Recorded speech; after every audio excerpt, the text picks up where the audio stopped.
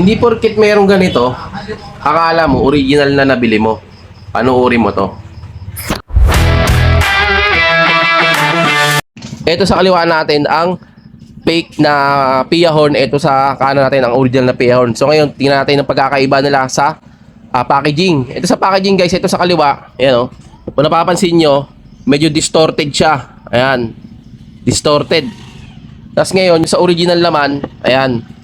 Medyo pino siya, di ba? Pino, yung pagkakaputi niya. Yan guys, tapos guys, pagdating naman sa likod, eto.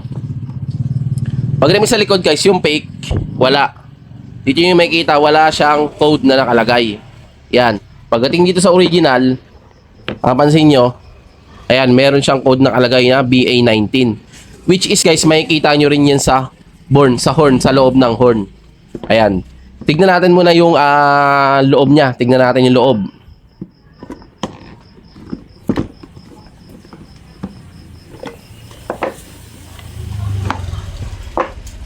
So, sticker pa lang guys. So, malaman nyo na ito manipis. Ito makapal. Para siyang papel. Ito malipis talaga. Para siyang magandang klase ng yung perang ginamit dito. Tapos guys, ito sa loob. Ito na. Etong original. Etong fake. Papansin nyo, wala siyang code dito. Lapit ko, wala siyang code. Etong original,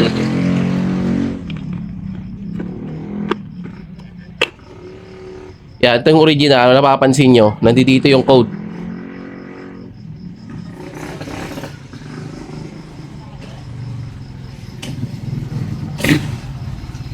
Ayan yung code niya, oh. Yan, yung code niya nakalagay BA19.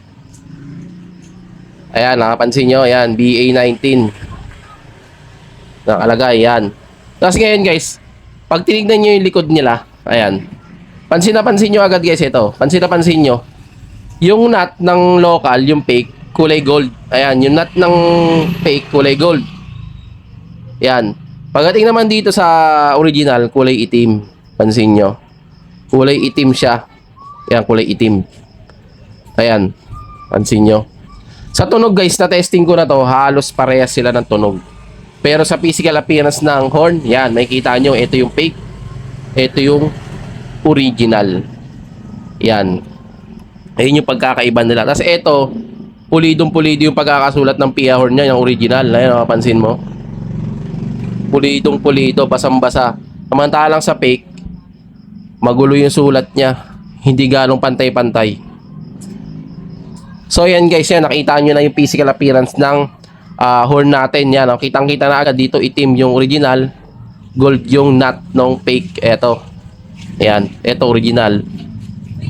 Black. So yan, yan guys, at least nalaman nyo na kung paano malaman ang legit at fake na Pia horn.